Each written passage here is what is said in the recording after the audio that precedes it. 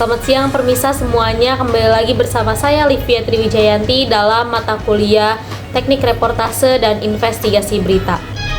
Sebelumnya dalam minggu kali ini saya tidak masuk dikarenakan ada acara yang memang harus saya datangi ya, dan saya sudah meminta izin kepada Pak Adi selaku dosen pengampu dalam mata kuliah ini.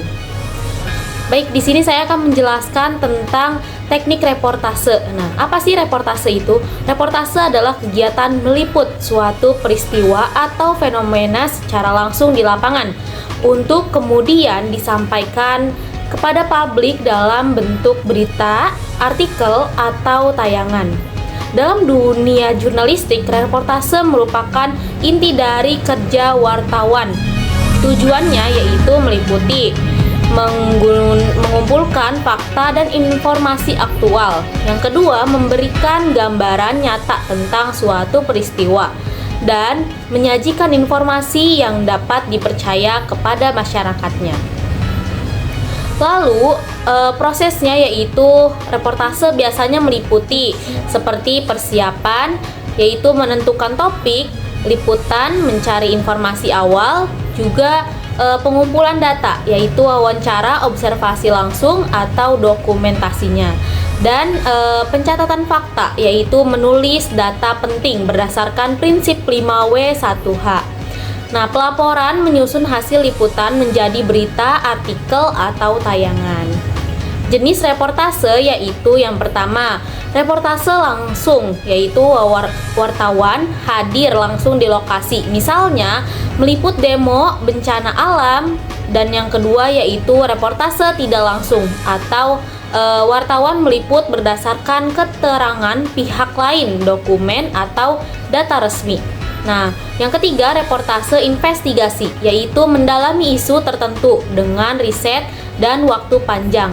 Yang keempat reportase human, yaitu interest, fokus pada sisi kemanusiaan atau cerita menarik di balik sebuah peristiwa.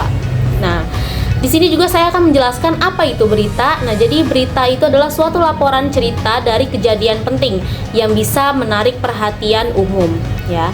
Jadi dalam berita terdapat beberapa jenis-jenis berita, yaitu yang pertama ada straight news ya. Straight news yaitu berita yang ditulis langsung, singkat, padat, lugas, dan menekankan pada fakta utama dari sebuah peristiwa. Ciri-cirinya yaitu dalam berita aktual dan segera dipublikasikan, mengutamakan prinsip 5W+1H atau who, what, where, when, why, how. Tidak banyak analisis atau deskripsi panjang ya. Contohnya yaitu seperti bumi berkekuatan 6,2 SR mengguncang Kabupaten X pada Selasa pagi pukul 5 waktu Indonesia bagian Barat.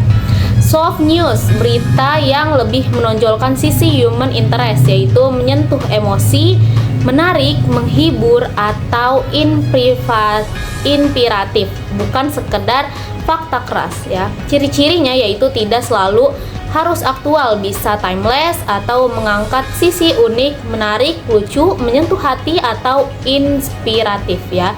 Gaya bahasanya juga lebih santai dan naratif. Contohnya yaitu kisah seorang kakek 70 tahun yang tetap berjualan demi menyekolahkan cucunya. Yang ketiga yaitu ada in-depth news. Nah, berita yang disajikan secara mendalam atau biasanya berupa hasil investigasi atau liputan panjang terhadap suatu isu. Ciri-cirinya yaitu membuatkan riset, data, dan wawancara dari berbagai pihak.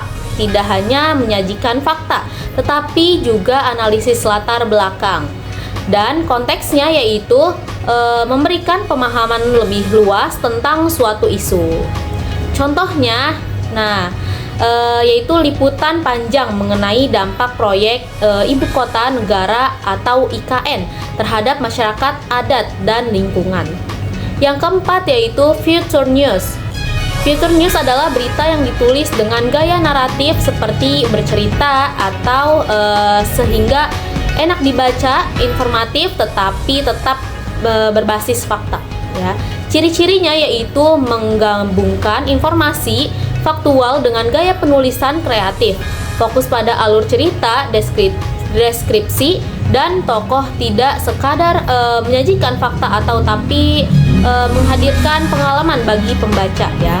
Singkatnya yaitu strike news, cepat, singkat, aktual, dan soft news yaitu ringan, human interest juga menyentuh, dan in-depth news yaitu analisis yang mendalam berbasis riset.